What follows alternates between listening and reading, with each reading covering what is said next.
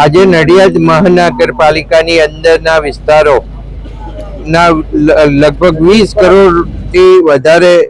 રૂપિયાના ખર્ચે રસ્તાઓના નવીનીકરણના કામોનો આરંભ કરવામાં આવ્યો છે અને આજે એનઈએસ સ્કૂલનો જે રોડ જેની અંદર નવી મેઇન લાઇન એટલે ગટર લાઇન નાખવાની હતી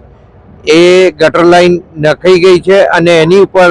આજે જે રસ્તો બનવાનો શરૂ થવાનો છે એનું અહીંયા આગળ ખાતમુહૂર્ત કર્યું છે। સાથે સાથે 20 કરોડ ઉપરાંતના રસ્તાઓનું ખાતમુહૂર્ત અહીંયાથી જ કરવામાં આવે છે અને એની યાદી પણ તમને આપેલી છે। ત્યારે આજે મને કહેતા આનંદ થાય છે કે અમારી સાથે દેવસિંહ અને અમારા જિલ્લા પ્રમુખ નૈનાબેન પણ ઉપસ્થિત છે અને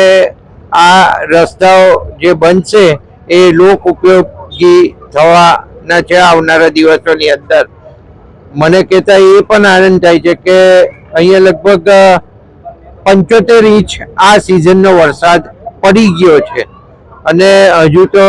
સિઝન જાણે બાકી હોય રીતના વરસાદ નવરાત્ર પણ ચાલુ છે ત્યારે રસ્તાઓ તૂટ્યા હશે તો રસ્તાઓ તૂટ્યા પછી રસ્તાઓને રિપેર પણ કરી દેવામાં આવ્યા છે અને એમાં મુખ્ય જે 14 કિલોમીટરનો દાંડી માર્ગ છે એ દાંડી માર્ગના પણ તમામ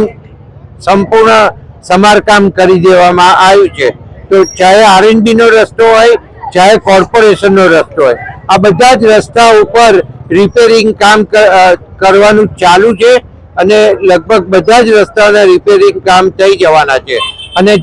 જે કોન્ટ્રાક્ટરનો રસ્તો તૂટ્યો હશે એને એનો પોતાનો રસ્તો બનાવવો પડશે। એ રીતે અત્યારે કોર્પોરેશન દ્વારા કમિશનર દ્વારા આદેશ કરવામાં આવ્યા છે અને એ પ્રમાણે કામગીરી પણ ચાલુ છે। સાથે સાથે હમણાં જ નરેન્દ્ર મોદી સાહેબ આપણા દેશના વડાપ્રધાન શ્રીની વર્ષગાંઠ નિમિત્તે જે અમે કાર્યક્રમો યોજી રહ્યા છે એમાં આજે